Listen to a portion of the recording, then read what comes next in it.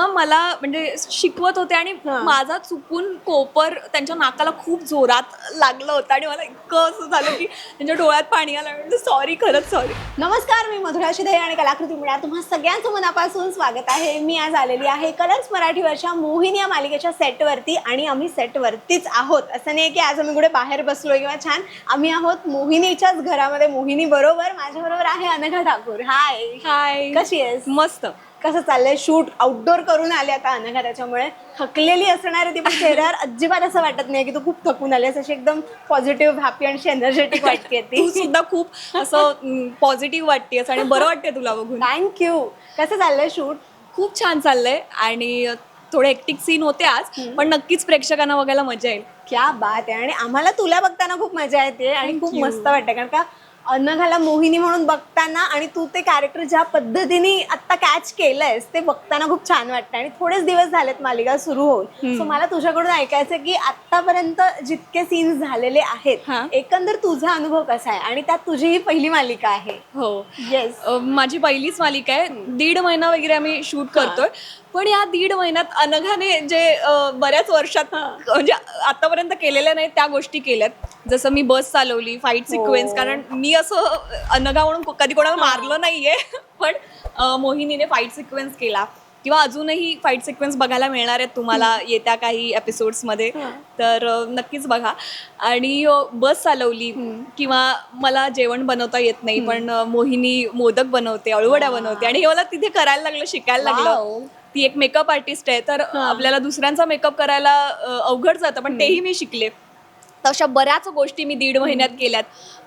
रडण्याचे sequence सुद्धा होते, तेही मजा आली करायला. तर ओव्हरऑल खूप खूप धमाल येते आणि माझी पहिली सिरियल असल्यामुळे मी प्रचंड एन्जॉय करते, सगळ्या मुवमेंट्स एन्जॉय करते, माझ्या कोर मेमरीज बनवते.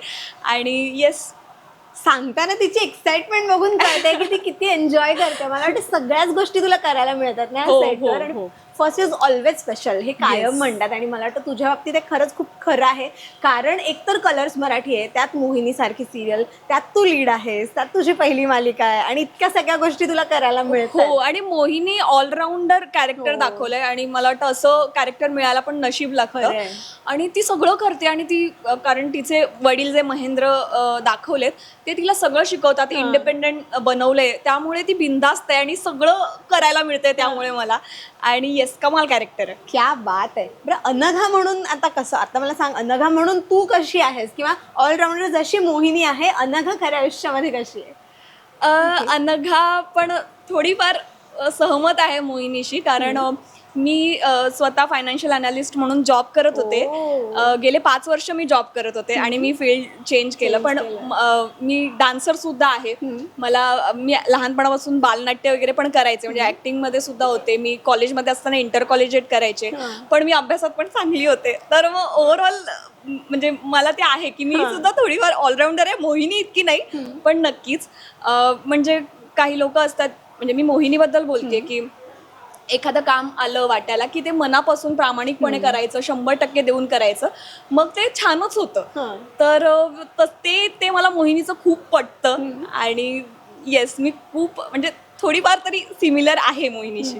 पण मला सांग, आता तू 5 वर्ष वेगळ्या फील्डमध्ये होतीस आणि मग अचानक इकडे कशी काय आलीस? म्हणजे तुझ्या डोक्यामध्ये होतं, तू नाटक वगैरे केलंस असं आत्ता म्हणालीस, कॉलेजमध्ये केलंस, पण मग का आधी का नाही केलंस? का तुला आधी असं होतं की थोडा आधी आपण स्टेबल होऊयात, किंवा मग आधी काय नक्की आवडतंय हे बघूयात? काय विचार काय होता?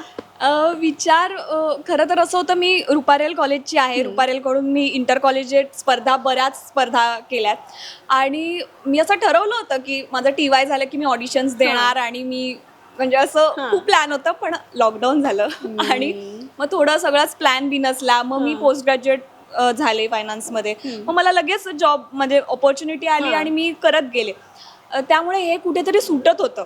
आणि नंतर मला असं झालं की नाही, मी केलं पाहिजे. मग मी 2025ला आपण रिझॉल्युशन करतो तसं मी जॅनमध्ये केलं होतं की आपण ह्या वर्षी ऑडिशन्स द्यायच्या. आणि मी तेव्हापासून खूप ऑडिशन्स द्यायला सुरू केलं, प्रोफाईल्स पाठवले मी सगळ्यांना. आणि येस, 2025च्या एंड पर्यंत मला काम मिळालं. हे फार क्वचित, खूप रेअर होता हे की असं ठरवलं आणि 1 वर्षाच्या आत ते कम्प्लीट झालंय आणि लीड म्हणून तू मालिकेमध्ये आलेली आहेस. वाव, किती कमाल आहे. आणि मग तिकडून सुरू झालं, मग मोहिनी चालू झाली. हा. पण ह्या सगळ्यामध्ये घरच्यांची काय होती रिॲक्शन? म्हणजे त्यांचं होतं की असं हा ठीक आहे कर, किंवा आता चांगलं चालू आहे तर मग कशाला जोडते, असं काही होतं त्यांचं? माझ्या आईची अशी रिॲक्शन होती की तुला जे हवंय ते तू कर, हा. तू बाकी कसलाच विचार करू नकोस, मी आहे. अशी माझी आई माझी पाठीशी नेहमीच असते. पण माझ्या पप्पांचं थोडं होतं की बघ बघून कर, म्हणजे तुझं नोकरी चांगली चालली आहे, पगार येतो महिन्याच्या महिन्याला, हे काय अनस्टेबल नाहीये, तर मग तू विचार कर, असं पप्पांचं होतं. पण एंड ऑफ द डे आता मी मोहिनी आणि करते. आता काय रिॲक्शन मग बाबांची? आता खूप खुश आहेत दोघंही. त्यांना 2-2 वेळा ते सिरियल बघतात, जेव्हा बघता येईल, आणि खूप खुश आहेत. किती गोड. आणि मला वाटतं मालिकेचा विषय पण इतका वेगळा आहे ना, की मराठी मालिका विश्वामध्ये हा विषय आणि या पद्धतीचं दिग्दर्शन हेच मला वाटतं पहिल्यांदा होते. कारण मी मगाशी सगळ्यांचीच गप्पा मारताना मला कळलं की ह्याचं डिरेक्शनचा जो पॅटर्न आहे इतका कमाल आहे. म्हणजे आम्हाला बघताना इतकी मजा येते, तर तुम्हाला कलाकार म्हणून काम करताना त्याहून जास्त मजा येत असेल. शैलेश सर आमचे डिरेक्टर आहेत. खरं तर मी असं नाही म्हणणार, कारण मला माहित नाही बाकी सिरियल कशा शूट होतात, तर मला तरी वाटतं की असं होत असाव्यात. पण शैलेश सर मला, म्हणजे मी ॲज अ म्हणजे न्यू कमर आहे इंडस्ट्रीमध्ये, पण मला त्यांनी खूप समजावून घेतलं. वर्कशॉप्स घेतले माझे 12 दिवस 15 दिवस आम्ही वर्कशॉप्स केले शूट सुरू व्हायच्या आधी. तर मोहिनी कशी असली पाहिजे ही आम्ही त्या प्रोसेसमध्ये 15 दिवसात आम्ही शोधली. मग मेकअप आर्टिस्ट आहे तर मग माझा हात बसला पाहिजे म्हणून मी आर्टिस्टचे मेकअप केले. आपली कलर्स मराठीची सिरियल होती पिंगा गपोरी पिंगा, त्या सेटवर जाऊन मी मेकअप शिकले, मी टचअपला उभी राहिले आर्टिस्टच्या. तर हे सगळं केलं आणि सरांनी मला म्हणजे खूप पेशंटली हँडल केलं असं म्हणेन मी. आणि अजूनही मी खूप शिकतेय त्यांच्याकडून आणि ती प्रोसेस सुरूच आहे. क्या बात आहे. मला वाटतं मोहिनी बरोबर अनघा पण आता हळूहळू ऑलराऊंडरच होणार. तिच्याकडे ऑलरेडी खूप कला आहे, त्यात आता भर पडणार आहे, तर मेकअप पण करायला लागली असतो बघ. आणि ह्याच्यामध्ये ना मालिकेत एक जे दाखवलंय की सगळं स्टारडम आणि सगळ्या नव्या नव्या गोष्टी, तर आता तू नवीन आहेस त्याच्यामुळे मला तुझ्याकडून ऐकायचं आहे की आता इंडस्ट्रीत आल्यानंतर, मालिकेच्या सेटवरती आल्यानंतर तुला अशा काय काय नवीन नवीन गोष्टी कळल्या की ओके हे असंही असतं किंवा हे असंही घडतं, हे काय काय कळलं तुला? टेक्निकल गोष्टी तर बऱ्याच मला पहिल्यांदाच कळल्या, कॅमेरा वाईज आणि बाकी सगळं. मी थिएटर स्टेज केलं होतं आणि ॲड्स केल्या होत्या आधी, पण सिरियल असं फुल फ्लेज केली नव्हती, त्यामुळे बऱ्याच टेक्निकल गोष्टी कळाल्या. स्टारडम बद्दल म्हणजे काय म्हणायचं नक्की? नाही, मला असं म्हणायचं की स्टारडम आणि ह्या सगळ्याच गोष्टी मालिकेत म्हणजे खूप ह्यूज, सगळ्याच गोष्टी खूप अशा ग्रँडर केलेल्या आहेत. सो असं असतं ना बरेचदा की सेटवरती आल्यानंतर माहिती नसतं की अच्छा हे शूट असं होतं, किंवा हा सीन आत्ता पाहताना असं दिसतोय पण तो दिसला वेगळ्या पद्धतीने, अशाने म्हणते मी. मग मला हे माहित नव्हतं, क्लोज घेतात वेगळे, फक्त तुमचा चेहरा दिसत असतो. आणि जरी आपला को आर्टिस्ट इथे असेल तरी आपल्याला कॅमेरा अँगलने लुक द्यावा लागतो. म्हणजे इथे असला आर्टिस्ट तरी आपण इथे बघून बोलायचंय. मला सुरुवातीला असं झालं की का मला इथे बघायचं ह्यांच्याकडे, पण मला इथेच बघून बोलायचं. मग ते सुरुवातीला मला खूप असं झालं होतं की हे कळलंय मला, पण अवघड आहे इथे बघून एक्सप्रेशन द्यायचे तिथे माणूस असताना, तर ते थोडं होतं मला. आणि तुझी मालिकेतली एंट्री पण खूप छान होती. म्हणजे मला तर सगळ्यांच्याच एंट्रीज खूप आवडल्या. आणि मला असं वाटतं प्रत्येक कलाकाराचं एक स्वप्न असतं की छोटा पडदा असू देत नाहीतर मोठा पडदा असू देत, आपली एक अशी कमाल एंट्री असायला पाहिजे जी प्रत्येकाच्या मनात असते इमॅजिन केलेली. आणि तुझी तशी होती आणि तुमच्या सगळ्यांचीच, म्हणजे समीरची तर कमालच एंट्री होती. येस म्हणजे प्रश्नच नाही त्याबद्दल. पण तुला काय वाटतं की तुझी खऱ्या आयुष्यात अनघा म्हणून कशी एंट्री असते किंवा कशी असायला पाहिजे नॉर्मल? की काहींना मी तुला एक एक्झाम्पल देते समजावून. म्हणजे काहींना असं उठल्यानंतर एक सवय असते आरशामध्ये बघून, स्वतःकडेच बघून एक छान स्माईल करतात आणि मग ती त्यांची एक छान एंट्री की चला दिवसाची सुरुवात एक छान स्वतःला स्माईल देऊ, असं एक. सो तुझं कसं असतं, काय असतं? मला वाटतं मोहिनी या सिरियलच्या निमित्ताने माझं सगळी जी स्वप्न आहेत ती ह्याच सिरियल मध्ये कम्प्लीट होणार आहेत. कारण मी खरंच इमॅजिन केलं नव्हतं की फाईट सिक्वेन्सने माझी कधी सिरियल येईल आणि मी लीड करत असेल आणि फाईट सिक्वेन्सने, तर हे म्हणजे खूप छान होतं, ड्रीमी होतं माझ्यासाठी. आणि नंतर तिचा जसा प्रवास आहे ना त्याच्यामध्ये तुम्हाला बघायला मिळणार आहे अजून काही, जसं आपण प्रोमोमध्येही बघितलं की ती अभिनयही चांगला करू शकते. तर मला वाटतं की ते आपण थोडं अजून ठेवूयात की करायला पाहिजे. तसे कदाचित अजून एंट्री येऊ शकते आणि सस्पेन्स होना चाहिए. हा, ते होऊ शकतं, तशी वाली एंट्री पण होऊ शकते. So yes. अभिनयाचा तू उल्लेख केलास, ऑडिशनला तू आतापर्यंत हे आधी जितकं ऑडिशन दिला, तर तेव्हा ना मी कायम ना असं, किंवा आपण सगळेच जण ऑडियन्स म्हणून ना आपण असं बरेचदा बघतो की एखादा कलाकाराची एंट्री होते त्या ऑडिशनमध्येच आणि मग तो काहीतरी एक डायलॉग मारतो आणि मग त्याचं सिलेक्शन होतं. सो तुझ्या आत्तापर्यंतच्या ऑडिशन्समध्ये असं काही कधी झालंय का की तू एखादा डायलॉग घेतलास आणि ते सगळ्या म्हणजे इम्प्रेसच करून गेलीस तू, किंवा फॉर दॅट मॅटर मोहिनीसाठी? ही जरा गोष्ट म्हणजे खूप इनडायरेक्ट वेमध्ये मला मोहिनी मिळाली. म्हणजे कान्हाज मॅजिक प्रोडक्शन जे आहे त्यांचीच एक सिरियल येणार होती दुसऱ्या चॅनेलसाठी आणि त्यासाठी मी लीड म्हणून कन्फर्म झाले होते आणि लुक टेस्ट झाली. लुक टेस्टसाठी मी त्यांच्या सेटवर गेले होते आणि तिकडे कलर्सचे जे मॅम होता त्यांनी मला बघितलं होतं की त्यांना मी आवडले होते आणि ती जी दुसऱ्या चॅनलसाठी जी सिरियल होती ती घडली नाही, ती झाली नाही. पण त्या ज्या मॅम होत्या त्यांनी मला मग मोहिनीसाठी सजेस्ट केलं. मग मी ऑडिशनला गेले. ऑडिशन नॉर्मल झाली कारण भीती तर वाटतेच. ऑडिशन तर एवढं काही नव्हतं की मी डायलॉग घेतला आणि सिलेक्ट झाले, कारण बऱ्याच मुलींनी दिली होती ऑडिशन त्यासाठी. तर ऑडिशन झाली आणि मग 3-4 दिवसात मला कन्फर्मेशन आलं की तू मोहिनी करते. तू आवडलीस बघ, तू इम्प्रेस करून आलीस. आणि इव्हेंच्युअली तो प्रोजेक्ट परत कान्हाज मॅजिक प्रोडक्शनलाच आला. म्हणजे आधी वेगळं प्रोडक्शन करत होता, तो परत कान्हाज मॅजिकलाच आला. तर मला वाटतं कान्हा माझ्या नशिबात होता आणि त्यामुळे मला मोहिनी मिळाली. येस, क्या बात आहे. आणि मालिकेमध्ये मला वाटतं सगळेच खूप छान छान को आर्टिस्ट आहेत ग, म्हणजे सोनालीताई, समीर, गौरी आहे. तर त्या सगळ्यांबरोबरचं तुझं बॉन्ड कसं आहे आता या 1.5 महिन्यामध्ये? किती कोणाबरोबर छान एक झालाय बॉन्ड?